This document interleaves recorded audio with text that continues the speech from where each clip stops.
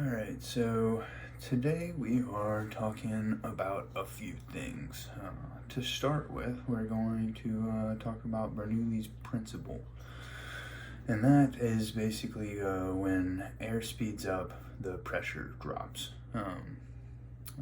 Correlating that to airplanes, an airplane's wing is shaped so that the air tends to move faster over the curved top as proportionate to the air moving underneath the wing, which then creates like a lower pressure above the wing since the air is moving faster, which then produces lift from the pressure differential.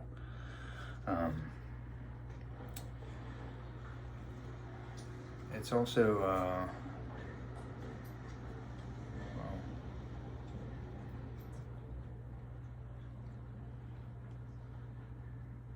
the next thing to talk about is a stall, an aerodynamic stall, which happens when the wing exceeds its critical angle of attack, which is also known as like the angle between the wing's chord line and the oncoming airflow.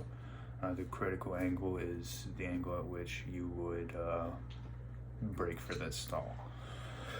As the angle grows too large, the smooth air, which is also referred to as laminar flow,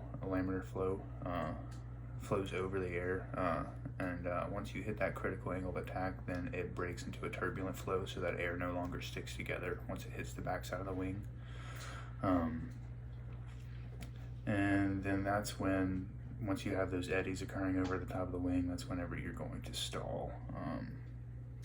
From there, the next thing we have to talk about is what happens to the component of lift whenever we are in a coordinated turn.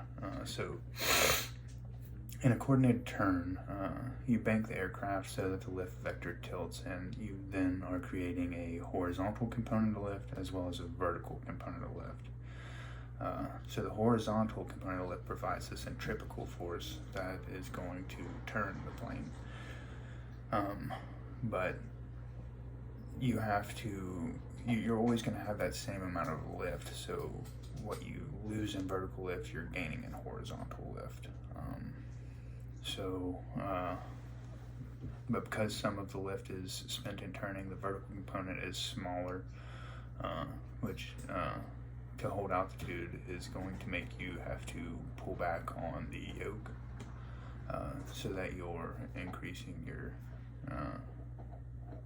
nose angle in order to maintain the same altitude. Basically, that's the correlation between the horizontal and vertical lift whenever you're in a coordinated turn.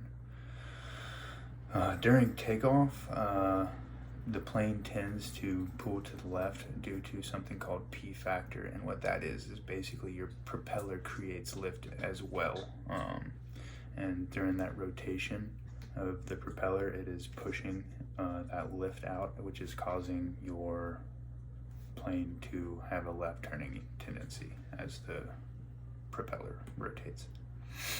And that is basically everything we need to cover today.